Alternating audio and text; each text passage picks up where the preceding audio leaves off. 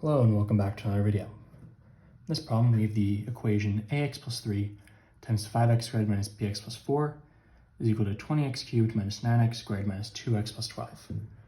We're told this equation is true for all x, where a and b are constants. And given this, what is the value of ab? So the best way to solve this is to distribute out this side so that it looks like this side, and then we can correlate an x cubed term on this side to an x cubed term on that side, and so on with all the different levels of x. So distributing out this side, we have ax times 5x squared is 5a, x times x squared is x cubed. Here we have minus ab x squared, and then plus 4ax. Then we have plus 3 times 5 is plus 15x squared, minus 3bx, finally plus 12. This is equal to 20x cubed minus 9x squared minus 2x plus 12. So first things first, we can just eliminate the plus 12 from both sides. Those are equal. Just cancel them out. Think about subtracting 12 from both sides if that makes it easier. And now we have two sides of the equation that are equal to each other, so the x cubed terms have to be equal to each other, the x squared terms have to be equal to each other, and the x terms have to be equal to each other for it to be true for all x. So on one side of the equation, we have 5a x cubed, and on the other side, we have 20x cubed.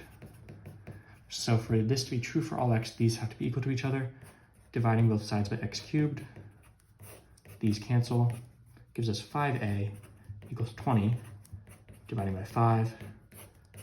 A is equal to 20 divided by 5, or 4.